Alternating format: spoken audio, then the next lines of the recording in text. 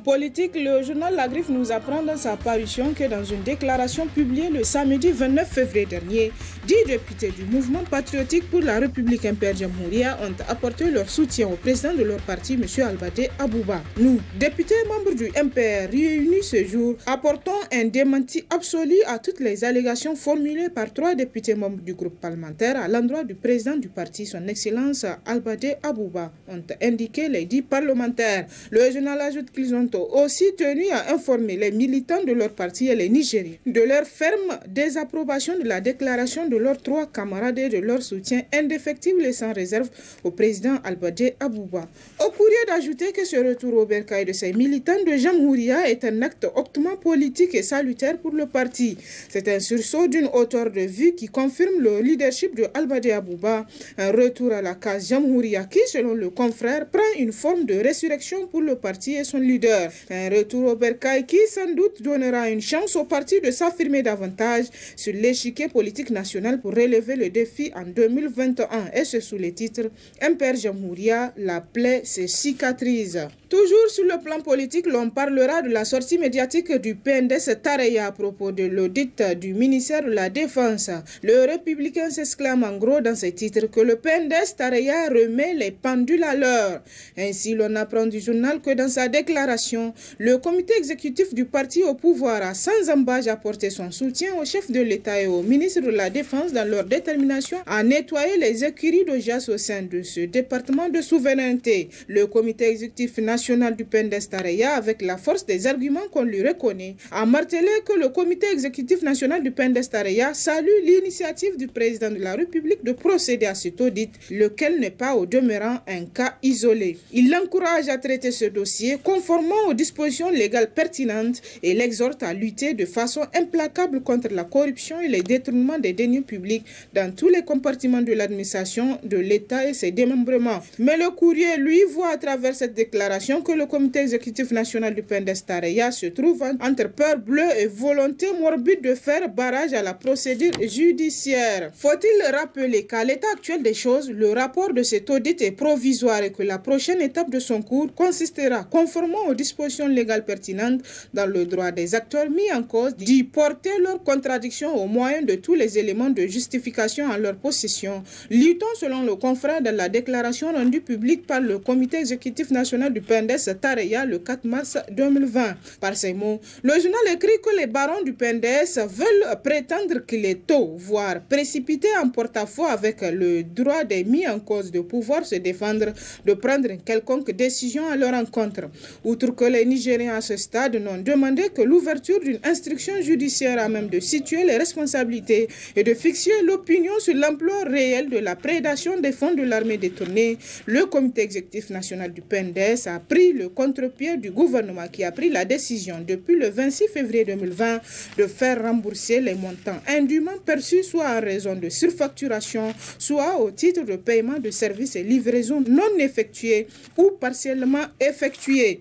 Au journal La Griffe de rapporter qu'aussitôt rendu public, ce communiqué du gouvernement a suscité une vague de réactions au sein de l'opinion nationale. À travers les médias traditionnels et les réseaux sociaux, de nombreux Nigériens ont vivement réagi en reprochant au gouvernement de vouloir soustraire les personnes impliquées dans le détournement des fonds de toute poursuite judiciaire. Des structures organisées ont aussi donné de la voix en exigeant qu'au-delà du remboursement des fonds détournés, toutes les personnes mises en cause soient traduites devant les tribunaux.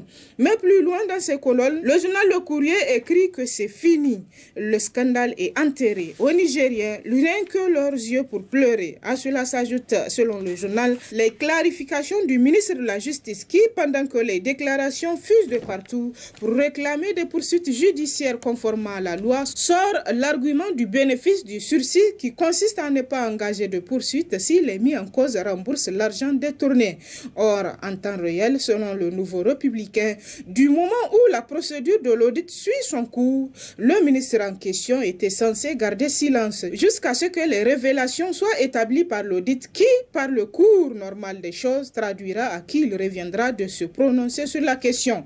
L'on sait bien, selon le confrère, qu'en matière judiciaire, lorsque de tels délits sont commis et que les faits révélés s'avèrent vrais ou sont constitués, et même lorsque ce n'est pas le cas et que l'accusation est fondée, le prévenu est censé, selon le journal, comparaître devant le juge.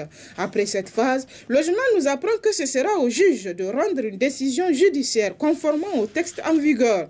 Alors le confrère se demande pourquoi se précipite-t-on sur la question et pourquoi anticipons-nous le processus judiciaire, car pour le confrère, prendre une décision autre que celle prévue par les textes en vigueur reviendrait à remettre en cause l'indépendance de la justice. Et à propos du même sujet, Le Monde d'aujourd'hui écrit dans ses titres « Vérité contre mensonge, Dr Amadou Boubacar Hassan remet Moro Amadou dans ses petits souliers ». Après la sortie du gouvernement pour annoncer les mesures prises à l'encontre de ceux qui ont été mis en cause devant la désapprobation de la majorité des Nigériens, le ministre de la Justice est sorti pour tenter de clarifier la position du gouvernement en donnant les arsenaux juridiques qui autorisent à prendre les décisions édictées. Le ministre Moro Amadou dira en substance que c'est la loi pénale du Niger qui le dit prioritairement. Tous ceux qui remboursent n'encourent que le sursis en matière de détournement des deniers publics.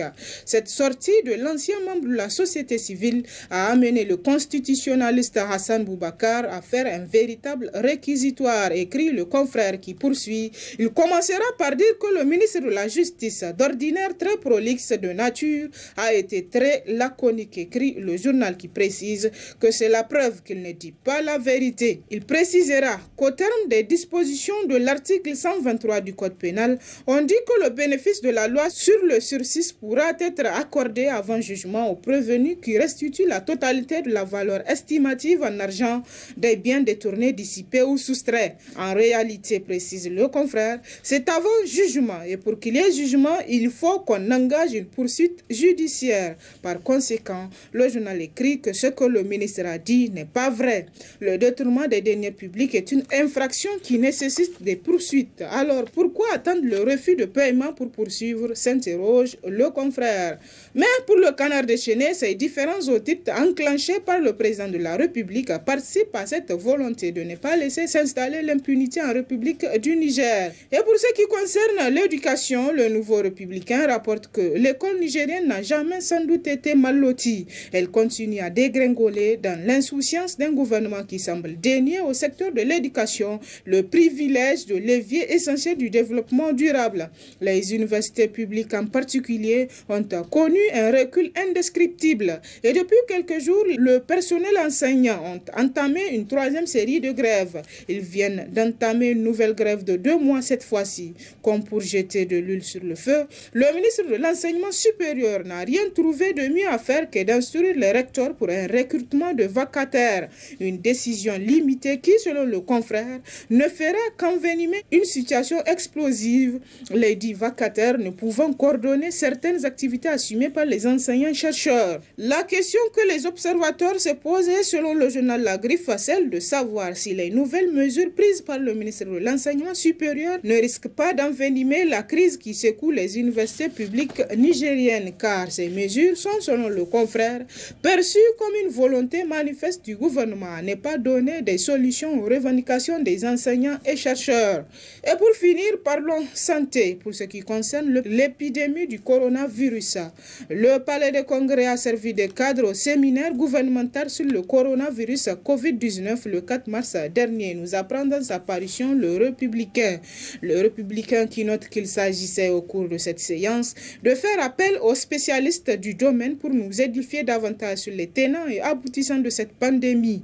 La rencontre va permettre au président de la République et au gouvernement de faire face aux défis que pose cette calamité. Et ce n'est pas la première fois que ce genre de situation se produit, a souligné Brigitte Raffini, tout en insistant sur le caractère inquiétant de cette terrible maladie qui se propage de manière fulgurante à travers le monde depuis que la République populaire de Chine l'a annoncé en décembre 2019.